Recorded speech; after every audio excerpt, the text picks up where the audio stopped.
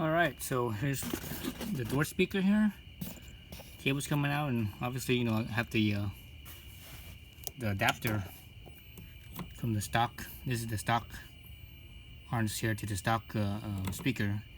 But I have an adapter here, and it comes down, the wires come down here, down through the foam here. And I have this foam to help reduce the noise and the vibration. Basically, it makes the speaker sound a little more solid sounding. So one thing I'm going to add to this is some bass blockers. So for the mid-range right here, I'm using a 150 hertz. So basically, it blocks out anything below 150 hertz. Above that, it lets through.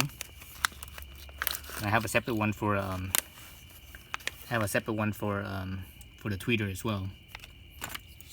So that's it right here. So basically, it's just capacitor. This is the capacitor in here. And this thing's gonna plug into the wires here. Alright, so just match it up. Alright, the white side is the positive side, and the black side is the negative side. You know, small and small, right? The small spade with a small,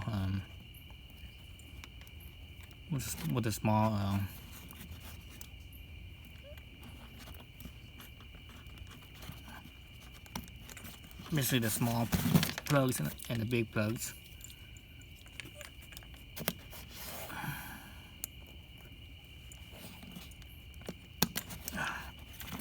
There it goes. So it's that. Then the other side goes to the speakers. Again, there's a small side, which is the negative, black, and the bigger one is the positive, white. So that's how it is on the speaker here. The small right here and the big. So the small is the negative and the big one's the positive. Let's see. This thing is gonna go in something like this. Probably having to do something like this. Something like that, because my terminals are over on this side.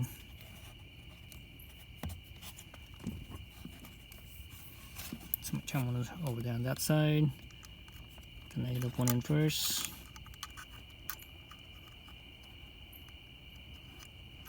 Oh, that's a loose fit right there, so I need to squeeze the spade in a little bit, or excuse me, squeeze the negative side in a little bit. This side's kind of a loose fit as well. So I need to get some pliers and kind of squeeze these in. Squeeze this in so that it fits that spade, and see how many pliers.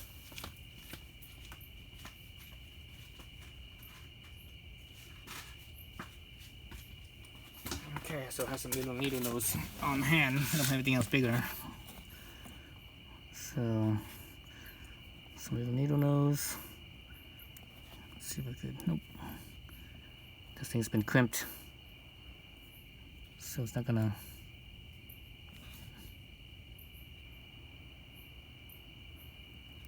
Oops, I think I squeezed it a little bit too much there.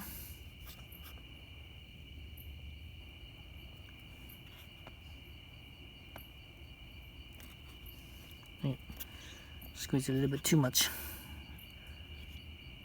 Way too much, actually.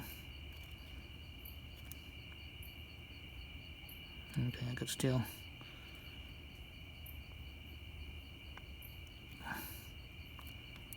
So go back into it and push it apart. Basically, just stuck the needle nose in there. And push it up. You know, spread it out again to get to the positive side.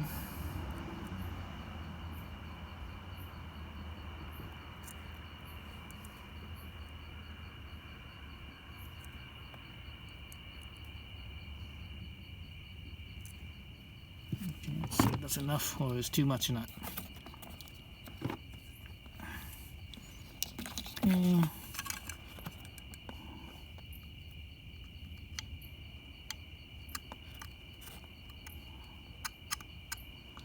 That one's not enough. I think I opened it up too much.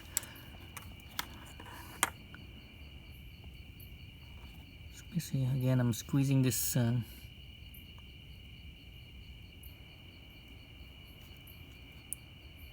squeezing the terminals, so that way it could has a, you know, a little tighter fit, so it doesn't slip off from vibration and such. road vibration when you're driving and such. Okay, that's tighter. Okay, that should be good. That side, this side.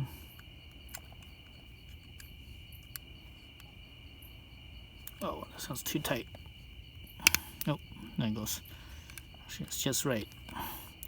The negative side is still a little bit looser than it could be, but that's alright. It still works. So I'm gonna push these things all the way in. Good thing I have a low profile speaker here. That's one of the things I picked when I decided to get these speakers. And make sure I have everything could squeeze in to where they need to be.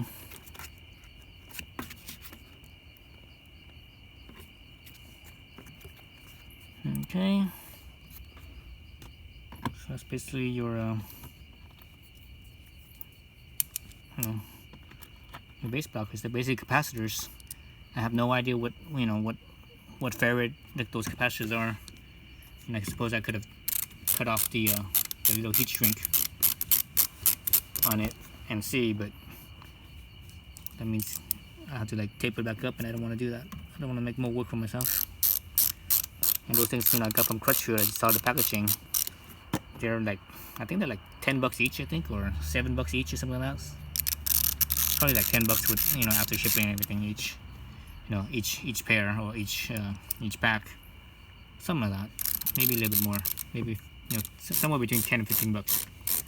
But anyways,